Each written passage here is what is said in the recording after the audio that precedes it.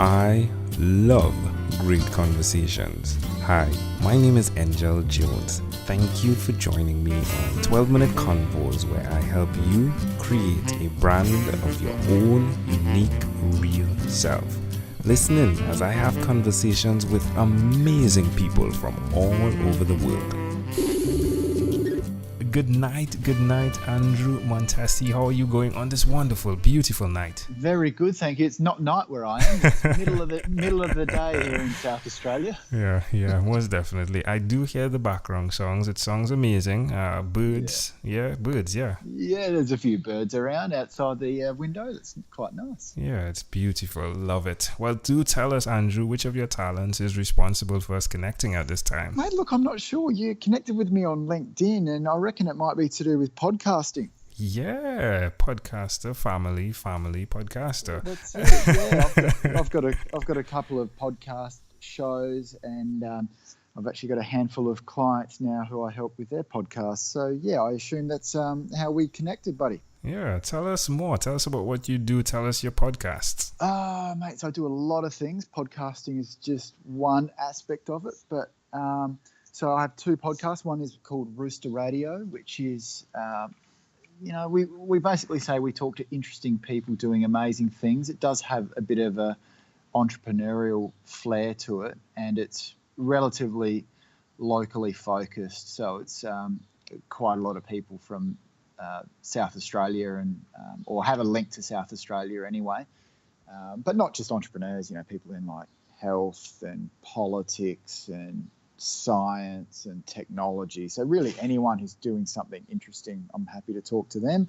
Also got another one called Off Field, which focuses on the world of sport outside of the arena. So I interview, sports legends, athletes, people in the sports industry about the business of sport and sports marketing. So that's my two main shows, mate, in a nutshell. Okay, all right. So who did you learn the skill of podcasting from?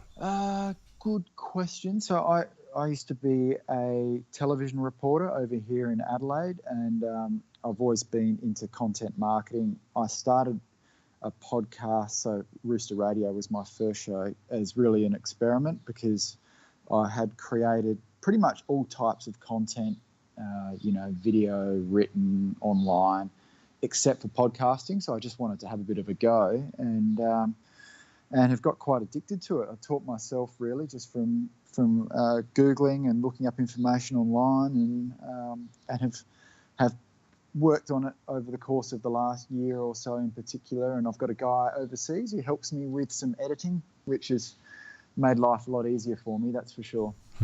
So where did the name come from, Rooster Radio? We just so it was a mate, a business partner of mine. We share an office, and we refer to guys like ourselves and people who are having a go and have a good attitude as roosters, and we kind of refer to, he's a bit of a rooster, and he's a bit of a rooster, and that guy's a bit of a rooster. Yeah. So then we just thought, look, we'll just call the podcast Rooster Radio, not expecting that it would. We kind of thought that the podcast might last 3 or 4 episodes and then we'd stop doing it. But now we're up to just about 100 episodes. Wow, and we're still called Rooster Radio. Yeah, that's good. It's a bit silly. So do you do can you do like the rooster crow? Like, could you do like the sound? Do you do that? No, okay. No. That would have been entertaining. No, sorry, mate. I won't do that to your listeners. Well, tell me, my friend, now that you've done podcast, both of them, right, and as well as help with others, why will you continue to repeat this skill? I find audio as a medium just fantastic. It's just a really great way to not only produce content but also to listen to content. So I think audio has a tremendous opportunity. It's a great way for me to build relationships, so particularly in business. I've been able to meet some pretty amazing people and go on to do some things with pretty interesting people where a podcast interview it enabled us to open a door. So instead of just hitting someone up who I didn't know and say, hey, can we get a coffee so I can pick your brain? They're kind of like, who are you, mate? Like, why are you contacting me? When you go up to someone and say, hey, I'd love to interview you on my podcast, it creates a whole different dynamic for a relationship. So that's really important. And then I just think there's still tremendous opportunity in podcasting from a business and growth perspective. Yeah, tell me one other thing that you've done consistently over the last 3 years. It probably flows on from my last answer, but building relationships, it's just crucial.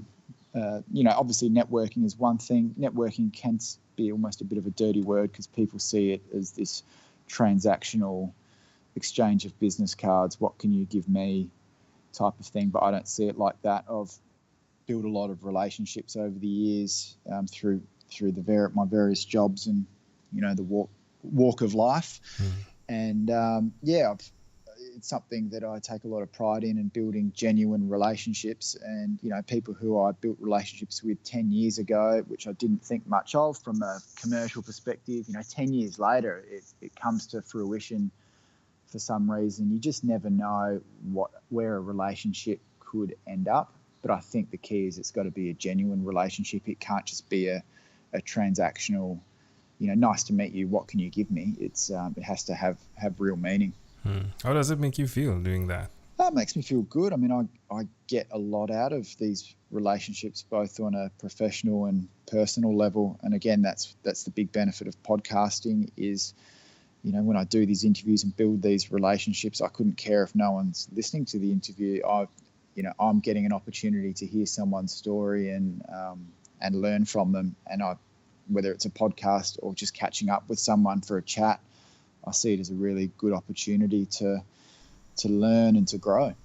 Suggest to someone out there, a rooster, if you would, why they should do what you've done. I just think it adds value. I think building these relationships, whether you're looking at a podcast or just to grow your network, building relationships helps you. These people give you value, but then you can also have an opportunity to give them value, and I think that's really important. Amazing audience. We are live with Andrew Montesi again. He is the podcast host of two podcasts, Rooster Radio and Off Field Podcast. He didn't want to do it, but I will do it. Cock-a-doodle-doo, right? I did it. Well, let's change gear now, Andrew, and let me invite you into my time machine that is surrounded with beautiful, warm, blue Caribbean water. Andrew, what is your earliest childhood memory? My earliest childhood memory, that's a tough one. It's kind of, rather than one specific memory, it's a set of memories, spending a lot of time with family. So I was the firstborn of the next generation for my family. So I was surrounded by like grandparents, great-grandparents, uncles, aunties. Like that's what I remember, just like lots of family time. Yeah.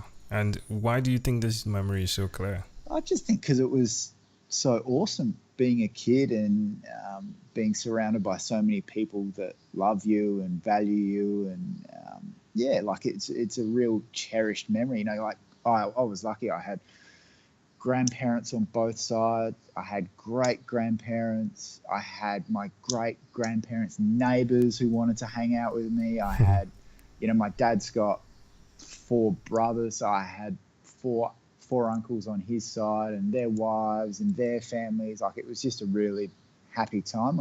Very cherished memories. Well, can I offer an interpretation to the thought picture you created in my mind? Oh, yeah, sure. Yeah, I love the idea of the networking, my friend, and the muscle that was pretty possibly weak at that point, but definitely has grown now to this big muscle, Arnold Schwarzenegger biceps, strong networking skill that you've gained, all surrounding those values that would have been interconnected by multiple generations, interacting. I love how that connects to who you are today. I love it. Yeah, it's awesome. Yeah, if we fast forward to when you were 12 years old, what was your favorite song? My favorite song was, I reckon, Tomorrow by an Australian band called Silverchair. I encourage you to look it up on YouTube. They were kind of these young grunge kids who turned out to be a massive Australian band. If there's anyone into Australian music out there, check out Silverchair. Yeah, great stuff. All right, my friend. Well, we've arrived at our destination, but before we get off of this time machine, there is a small declaration form. So it's yes or no, possibly a bit more. We're going to move pretty quickly here. Are you ready, Andrew? Sure. Andrew, have you chosen someone to pass on your skills to? No, anyone who wants these skills, I'll give them to. Are you married? Yes. Do you have children? Yes. Do you believe in God? Yes. Do you have an inner circle of friends? Yes. Do you watch TV for more than 3 hours a day? No, I would love to, but no. How about 3 hours a week? Yeah. What about screen time, the phone and or the computer? Is it more than 8 or less than 8 hours a day? More than 8, unfortunately. If you, Andrew, had to share with us your own unique real statement, a statement that represents who Andrew Montesi is, what would you say that is? Faith, belief, and have a crack at life. Love it. Andrew, this was a great pleasure, my friend. Before you leave, is there anything else you'd like to share with our amazing audience? No, I think we've covered it all, my man. Oh, love it. Andrew Montesi, thank you for being on what is inspired by 12-Minute Convos with Angel Jones. Thanks for having me. Thank you for being on 12-Minute Convos with Angel Jones. Stay tuned for more from our advertisers. Diabetes is a mountain pandemic. It's a disease that's not acute but chronic. Similar to this rhyming method, I have simplified the definition, the signs and symptoms, and the complications of diabetes for both adults and children in my books, Poems for Patients, A Focus on Diabetes, and The ABCs of Diabetes for Children. These books are available on Amazon.com, and for more information, you can visit my website, poemsbyaj.com. That's poemsbyaj.com.